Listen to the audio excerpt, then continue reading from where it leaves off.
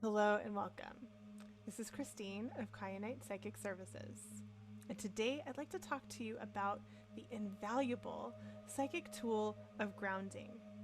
What it is, why it's important, and how often should we do it? So, I'm sure many of you have heard of the term grounding as it passes, through your awareness because it's a part of so many spiritual traditions in one way or another. Also, very popularly, there's the practice of grounding by walking outside barefoot and connecting to the energies of the earth. But I want to break down grounding as a psychic tool today for you all, right? So, one particular way of looking at this practice. So, grounding is the practice of creating a grounding cord, from the space of the center of your head, your third eye, or sixth chakra. And this cord connects to the earth and removes what is not you from your body, chakras, and aura.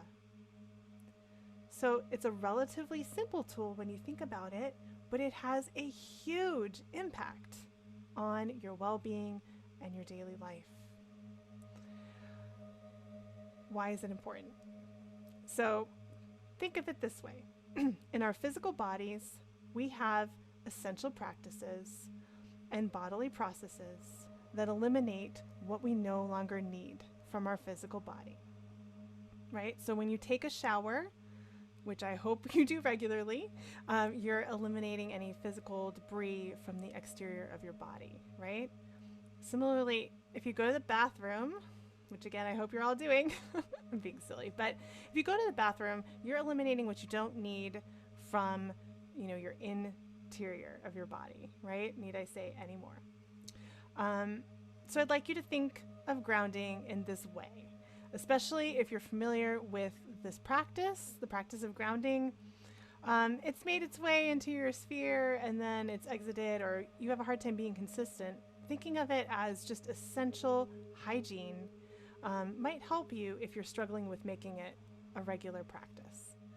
Any energy that isn't ours or excess energy that we might hold needs to be discharged from our energy field on a regular basis. If it hangs out there for too long, we run the risk of beginning to think that it's really ours when in fact it isn't. So a really excellent example of this would be, akin to if you're wearing a pair of pants that don't fit you so well. It sounds silly, but bear with me. So you put on these pants, they're too tight for you, they don't fit you, you probably should be donating them. But you persist, you're gonna wear the tight pants all day, right? You go through your day, for the beginning of the day, you really feel uncomfortable. Those are just, it doesn't feel good. You don't know why you decided to be stubborn and wear the pants, but here we are. You get through the end of your day and maybe the pants have stretched out a little bit, they've gotten bigger, and you have other things to think about. You're just not really paying attention to these pants. You get home, you look in the mirror, you're like, yeah, these pants just don't look good on me. Why am I wearing them? They're my pants. Oh well. And you keep wearing the pants. But really, they're not your pants anymore, and you should probably get rid of them. So think of grounding like that. When we have other people's energy and information in our field, when we get hit with it initially, it can be kind of shocking to us and uncomfortable, right? But as time persists, if we don't clear it from our energy field, we're going to begin to think that it's ours, right? And we're just going to think that feeling uncomfortable or feeling stagnant is the norm for us. And that, that's unfortunate. And I know I've gone through so much of my life without this tool. And I really wish I knew about it sooner, to be quite honest. So, I've also got, a pretty good real world example just to kind of relate that doesn't have anything to do with pants. So here we go. In my life, I'm a professional musician as well, for over 20 years. So I have a lot of experiences in that regard. But I have a really good one that relates to grounding. So I show up to a rehearsal with a bunch of people that I have never worked with before, right? I'm really excited to play, and I sit down and we begin rehearsing and everything's going well.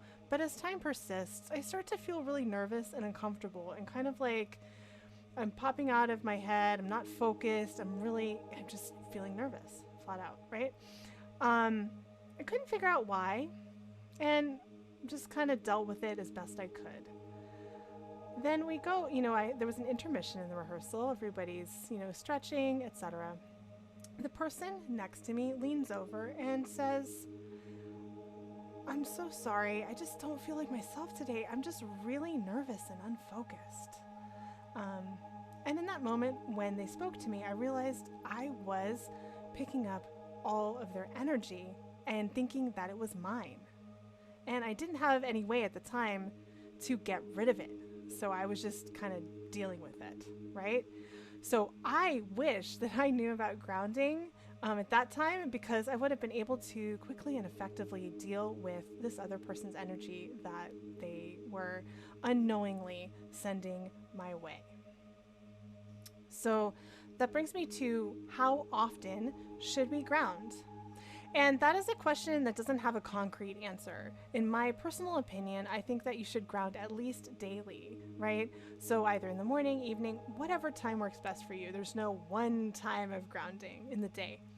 However, like the example that I just gave, there are instances, throughout our day where we might need to really check up on our grounding cord, right?